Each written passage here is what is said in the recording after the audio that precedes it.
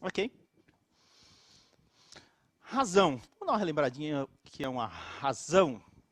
O que significa? Quando comparamos duas grandezas e estabelecemos uma relação entre elas de uma divisão, nós denotamos ou chamamos essa relação, né, essa divisão de razão matemática. Ok? Então, na realidade, a razão a gente pode expressar como uma fração, não podemos, Alessandra? Podemos sim. Até na verdade, assim, a razão, ela é um dos, para alguns estudiosos, ela é até um dos significados da representação fracionária, não é isso, É Osmar? verdade. Então a gente precisa saber fazer essa identificação da razão como uma representação também da fração. Você já percebeu, você que está nos assistindo aí, já percebeu que todas as aulas elas têm uma relação com as outras? Você teve a oportunidade de assistir a aula do sexto ano, agora há pouco, você percebeu que a gente falou bastante de frações, frações equivalentes, soma e subtração de frações.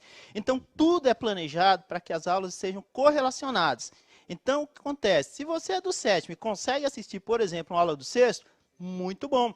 Tá legal. Se você é do sexto, consegue assistir a aula do sétimo, não faz mal nenhum também. Você vai perceber que os temas eles estão correlacionados e que a forma com que eles são tratados, elas vão avançando gradativamente, não é isso, Alessandra? É isso mesmo, viu, gente? E existe essa relação entre os anos, né, de escolaridade e entre as nossas aulas. Observem como que essas aulas vão se desenvolvendo e como que a gente precisa realmente ter prestado atenção na aula anterior para a gente continuar construindo esse conhecimento durante o processo. Ok? Vamos ao exemplo? Ok, beleza. Exemplo, podemos verificar a velocidade do carro e essa velocidade pode ser expressa de que forma? Se eu pegar a quantidade de quilômetros rodados de um carro e dividir pelo tempo, a gente aí expressa o quê? Expressa uma razão matemática. Vamos lá? Vamos lá. Determine a velocidade de um veículo que percorre uma distância de 500 quilômetros em 10 horas. Tá? Aí vocês podem perceber que a distância de 500 quilômetros, ok, distância percorrida, e o tempo total que o motorista, que o condutor, levou para chegar nesses 500 quilômetros. Ora, se eu pegar a distância e dividir pelo tempo, eu estou trabalhando uma razão, não estou, Alessandra? Sim, é isso mesmo. Nós temos aqui a relação, porque a razão ela também é uma relação. Sim. A relação entre a distância percorrida, desculpe, a distância percorrida e o tempo que eu gastei para percorrer essa distância, correto? Então, a razão ela dá essa ideia dessa relação. Eu tenho que percorrer 500 quilômetros. Eu vou demorar 10 horas para percorrer esses 500 quilômetros. Para eu fazer isso, que velocidade que eu preciso estar, professor Osmar? Qual foi a distância percorrida? Temos aí uma distância de 500 quilômetros, ok? E aí a gente vai dividir pelo tempo que foi desenvolvido esse percurso. 500 por 10, aqui é a simplificação. Posso cortar esse zero em cima, posso cortar esse zero embaixo? Pode, Tranquilo, isso até né? já facilita o processo, né? Facilita demais. E aí, se você estava assistindo a aula lá do sexto ano, a gente falou justamente disso, né? Todo número dividido por 1, ele mesmo. Portanto, aqui teremos quanto?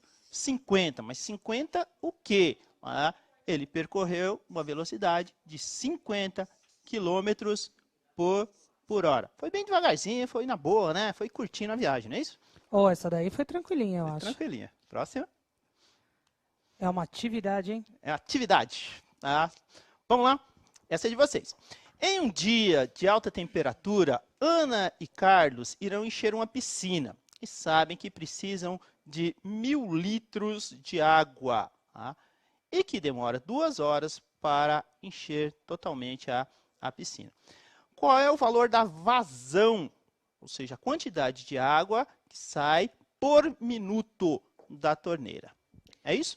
Então, na verdade, a gente tem aqui novamente uma razão, não é? Então, vamos estabelecer essa relação. Aí já é uma dica para resolver. Estou tentando ajudar vocês. Em um dia de alta temperatura, Ana e Carlos irão encher uma piscina, ok? E sabem que precisam de 1.000 litros de água e que demora 2 horas para encher. Qual é o valor da vazão de água, ou seja, a quantidade de água por minuto que sai da torneira? Gente, por Deus, economiza água. Tem um pequeno probleminha nessa leitura aí, Alessandra. Porque, na realidade, o que ele quer saber? Ele quer saber a quantidade de água que sai por minuto. E aqui o que acontece? Lá na primeira leitura, diz que o tempo que a piscina demora para encher é de 2 horas. Então, aí tem um probleminha. Veja, se ele faz uma pergunta e ele quer a resposta em minutos, a quantidade de água que sai da torneira por minutos, e esse tempo lá anteriormente foi dado em horas, a gente vai ter que fazer a conversão. Tá, ok? A estrutura do problema é essa aqui, ó. A vazão, ou seja, a quantidade de água que sai da torneira por minuto, não por hora. Tá, ok? Se fosse por hora, era só dividir tranquilamente, mas tem que fazer essa conversão. Então, aqui nós temos a quantidade de litros dividido pelo tempo. Razão, né? Lembra lá no comecinho da aula que a gente definiu a razão? Então, aqui nós temos a razão. Litros, 1.000 litros, ok? Dividido por 2 horas. Ora, se você for pegar 1.000 e dividir por 2, vai dar 500, né, Alessandra? Como muitos deram a resposta. Exatamente. Que daí é a ideia da metade, né, gente? Toda vez que a gente divide por 2, a gente dá a ideia da metade. Mas aí foi o que o professor Osmar falou, e eu tinha falado também da ideia da interpretação, não é verdade? A gente tem o tempo no problema em horas, mas está sendo solicitado em minutos. Se a resposta fosse em horas, a maioria tinha acertado, não é, Osmar? Com certeza. Mas a gente precisa prestar atenção nesse detalhe. E agora, Osmar, como converter horas em minutos? Fácil, né? Quando você é pequenininho, professora lá dos anos iniciais, trabalha muito essa questão da conversão de horas, minutos, enfim. Tudo bem? O que eu sei? A gente sabe aqui em cima, para não atrapalhar a resolução, eu sei que 1 hora tem quantos minutos, Alessandra?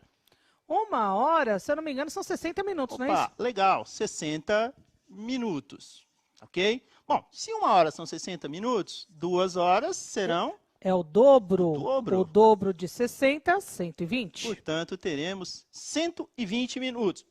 Bateu, né? 2 horas e 2 horas. Então, aqui vocês vão perceber que a gente já fez a conversão. Ou seja, eu tenho 1.000 dividido por 120. Fácil, né? Agora eu acho que vai ficar fácil. Vamos lá. Zerinho em cima, zerinho embaixo. Tranquilo, não é? Posso fazer essa divisão direta? Até posso, mas não vou, né? Vou simplificando, vou reduzindo, até tornar uma divisão mais fácil.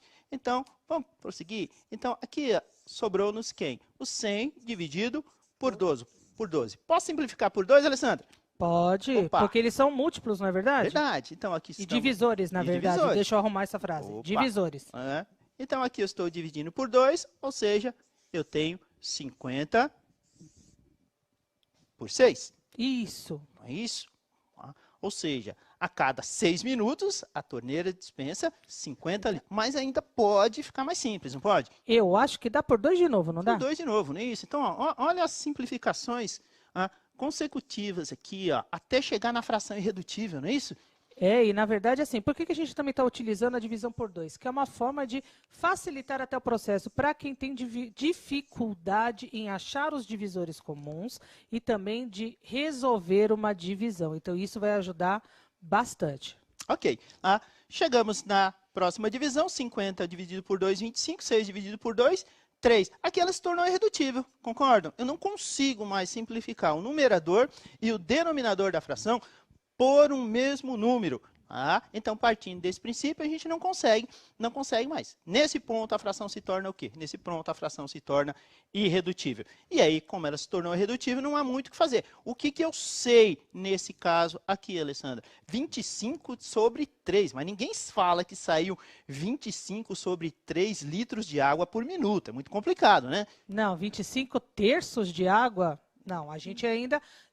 Pode até existir as pessoas com mais experiência que utilizam, foi o que a gente falou, né? Que utiliza muito ainda o termo o termo fracionário para indicar algumas coisas. Mas nós, hoje, no nosso dia a dia, a gente não fala que a vazão foi de 25 terços. A gente acaba utilizando uma outra forma de representação que não a fracionária para isso. Mas aí eu vou perguntar, professor Jonas, faz essa representação que não seja 25 terços. Ok, vamos fazer a divisão. 25 dividido por 3, temos aí, como disse, ou como enviou a resposta o Gustavo, 8,33333, isso também é conhecido como dízima periódica, vocês vão ver isso aí mais tarde, é um nome técnico para coisa. Então a gente tem aí aproximadamente, não é igual, tá? Temos aí aproximadamente 8,3 litros de água que essa torneira dispensa por minuto. É isso aí. Ok, atividade 2. Um automóvel está a 100 km por hora em uma estrada com destino a São Paulo. Ao observar as placas na estrada, tem a seguinte informação. Campinas, 100 km, São Paulo, 200 km. Com esses dados e considerando que a velocidade não se altere, quanto tempo levaria para chegar em São Paulo? Isso é simples, né, Alessandra? Essa é simples até porque a gente vai precisar fazer alguma conversão aí nesse caso? Não. Não, né? Não. Então eu acho que vai facilitar para vocês. Mas prestem atenção na relação entre as grandezas. Isso é muito importante. Eu acho que 2 horas faz mais sentido, mas vamos ver por quê? A maioria sempre tem razão, então vamos partir. Qual foi a distância percorrida? 200 quilômetros, é isso? Então, como ele quer ir até São Paulo, são 200 quilômetros. 200 quilômetros, 200, arrumar aqui. E qual foi a velocidade nesse percurso? 100 quilômetros por hora. 100 quilômetros por hora, ok? Então aqui a gente tem 200 dividido. Cortou?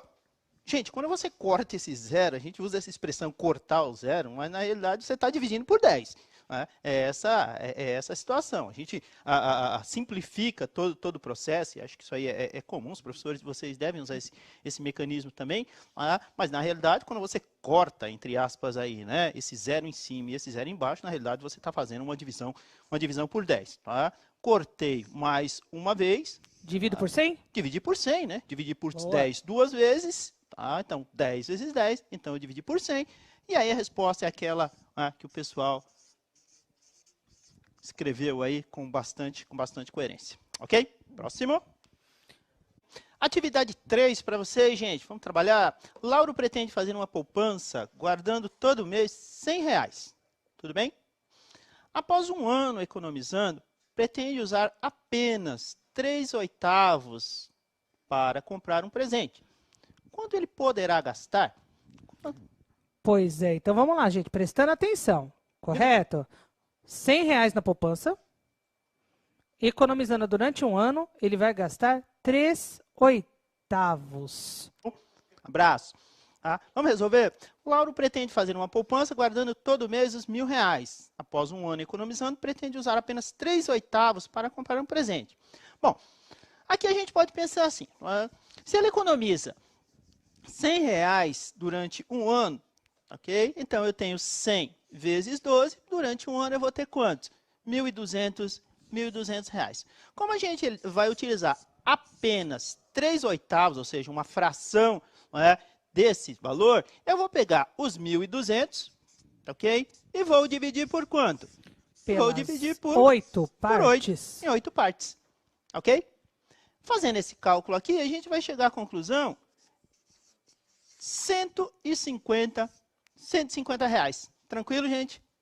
Fácil, né? 150. Mas veja, ele vai usar quantas? 3 partes, ok? 150 é cada uma das partes, portanto, temos aí quanto? 3 vezes 150, portanto, temos aí R$450 que ele vai utilizar desse valor. É isso aí. Agora, Osmar, se eu te colocar uma situação de sala de aula, até não, a gente nem dá tempo necessariamente para eles, a gente reforça essa ideia, né? De como utilizar a fração equivalente para resolver uma situação de sala de aula. Tem como? Tem. Vamos tentar? Vamos tentar? Vamos criar a situação? Olha lá. Em uma classe há 35 alunos. Sabe que a razão entre o número de meninas e o número de meninos é 2/3. Qual o número de meninos dessa sala? E agora, Osmar, como é que a gente faz isso? Como que a gente faz? Vamos tentar mostrar para eles? Vamos nessa. Solução na tela. Olha lá, o que acontece? Aí a gente tem a razão pré-determinada, ou seja, a quantidade de meninos sobre a quantidade de meninas, tá ok? Então, meninas, falei em contrário, né?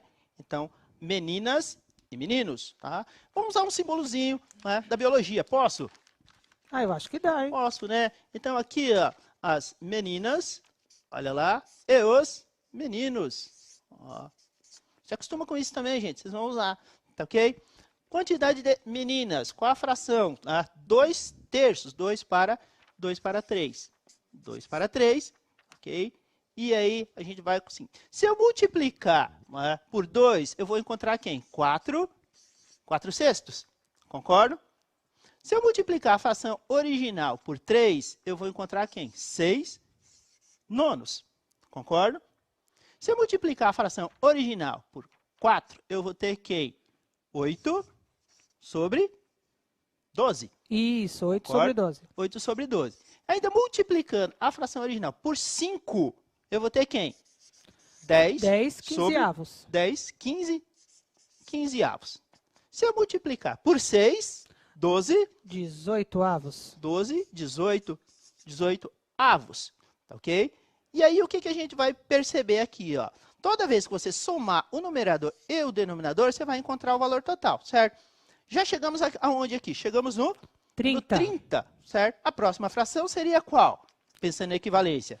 14 sobre 21 avos. Sobre 21. 21. Estou multiplicando por 7, não é isso? Isso.